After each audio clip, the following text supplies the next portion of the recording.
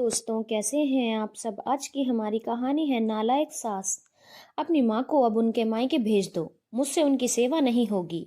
सौम्या अपने पति अजय से यह बात कर ही रही थी कि सौम्या की सास माला जी वहीं खड़ी होकर अपने बेटे बहू की बातें सुन रही थी और सोच रही थी, यह कैसी बहू है जो अपनी सास के बारे में ऐसे शब्द बोल रही है। आखिर सौम्या ने शादी के 2 साल बाद ही अपने रंग दिखाने चालू कर दिए, लेकिन माला जी भी कहाँ कच्ची खिलाड़ी थी। वह अपनी बहू सौम्या से हार कहाँ मानने वाली थी। बस वह अपनी बहू के माता पिता के आने का इंतजार कर रही थी। आखिर सौम्या ने यह शब्द बोले तो बोले कैसे। सौम्या की शादी माला जी के बेटे अजय के साथ 2 साल पहले ही हुई है। स्वभाव से चंचल और हंसती मुस्कुराती सौम्या ने ससुराल में जल्दी ही सबके दिलों में अपनी जगह बना ली। सौम्या दिन भर भाग भाग के सबके काम करती रहती थी, इसीलिए माला जी भी अपनी बहू सौम्या से बहुत खुश रहती और उन्हें ढेरों आशीर्वाद देती। लेकिन शादी के 5 महीने बाद सौम्या के पेट में दर्द की शिकायत रहने लगी, तो माला जी ने पहले तो पास के ही मेडिकल डिस्पेंसरी से दवाई लाकर देती रही, लेकिन समय बीतने के साथ साथ जैसे जैसे उसका पेट दर्द बढ़ता ही जा रहा था, उसको पेट दर्द की समस्या कुछ ज्यादा ही होने लगी थी। तो सौम्या के ससुर गगन जी ने और पति अजय ने इसका चेकअप करवाया, तो पता चला कि सौम्या के गॉल ब्लैडर में पथरी है। लेकिन पथरी का साइज तो छोटा था, दवाइयों से ही ठीक हो जाता।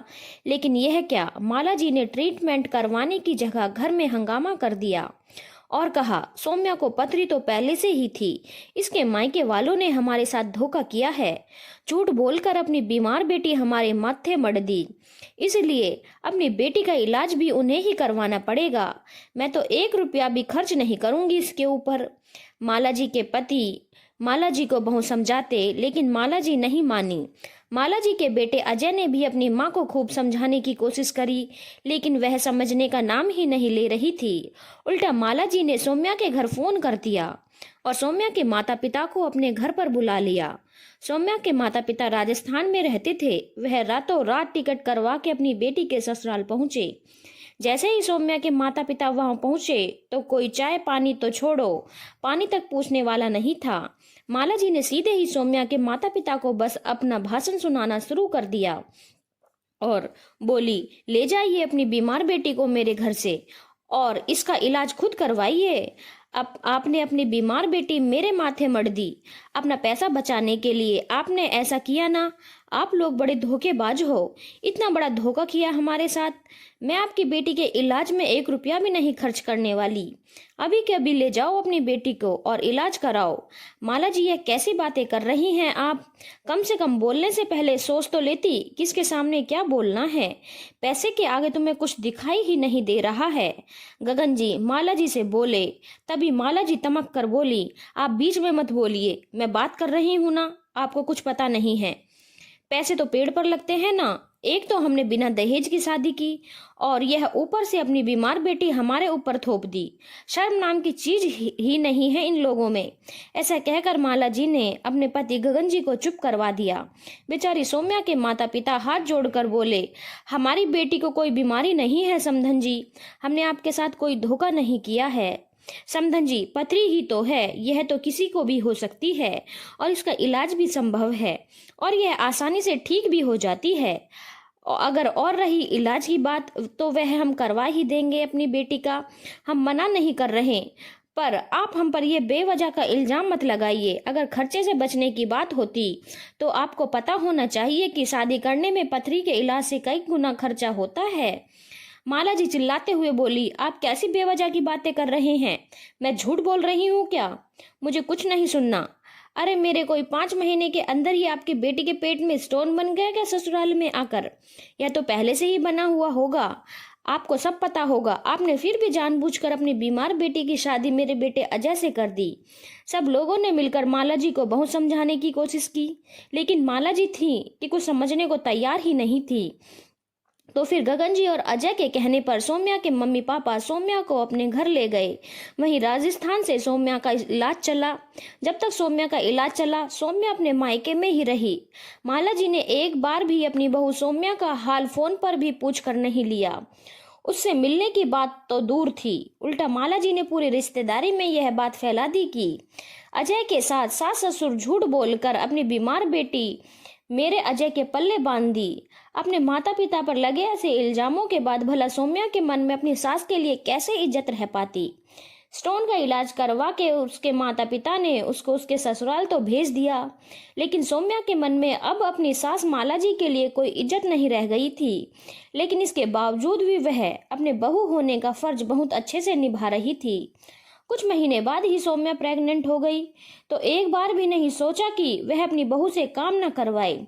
बेचारी सौम्या अपने 8वें महीने तक भी घर के पूरे काम करती रही, और जब उसे 9वां महीना शुरू हुआ तो उसी समय माला जी ने सौम्या को उसके मायके भेज दिया, यह जानते हुए भी कि डॉक्टर ने उसे सफर करने के लिए मना किया है।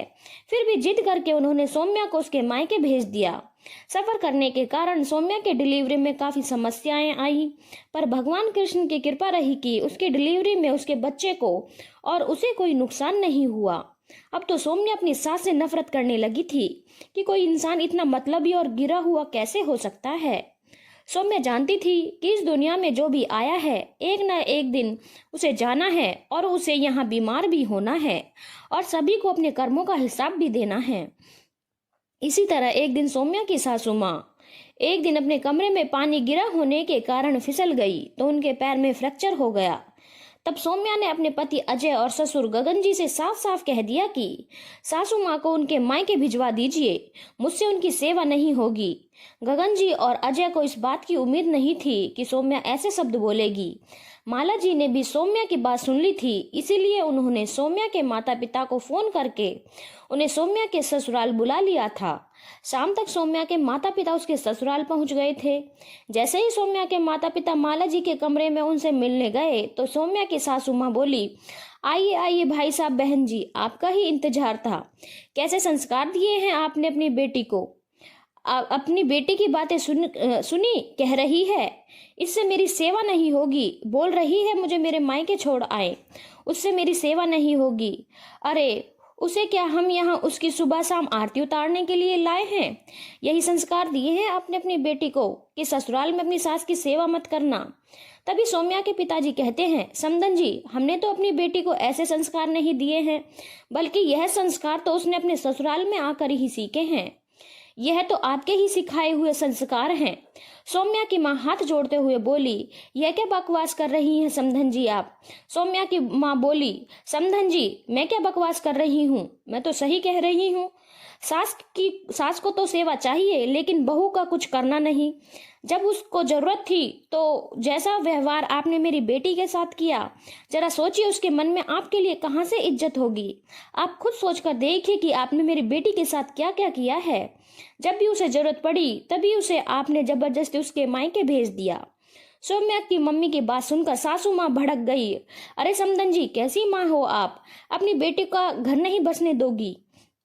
अपनी बेटी को समझाने की जगह उल्टी सीधी बातें सिखाकर आप उसे मेरे खिलाफ भड़का रही हैं। तभी गगन जी बोले, बस भी करो माला जी, कुछ भी बोले जा रही हो। अपनी गलती क्यों नहीं मान रही हो तुम? आखिर सौम्या की माता जी क्या गलत कह रही हैं? जब जब हमारी बहू को हमारी जरूरत थी तुमने उसे उसके मायके भेज दिया। मेरे और अजय के मना करने के बावजूद भी तुम अपनी हरकतों से बाज नहीं आई, और अब तुम किस मुंह से अपनी सेवा करवाने की उम्मीद करती हो? आज गगन जी ने सभी के सामने अपनी पत्नी माला जी को डांट दिया था। गगन जी की तेज आवाज सुनकर माला जी चुप हो गई। आखिर सौम्या के माता पिता कुछ घंटे वहां से रुककर अपने घर के लिए रवाना हो गए। माला जी के लिए गगन जी ने एक नर्स रख ली। वही नर्स सारा दिन माला जी की देखभाल करती और उनका सारा काम करती थी, जबकि सौम्या अपने घर का काम और अपने बच्चों को संभालती थी। धन्यवाद दोस्तों। अगर आपको कहानी अच्छी लगी हो तो चैनल को लाइक, शेयर और सब्सक्राइब करना ना भूलें।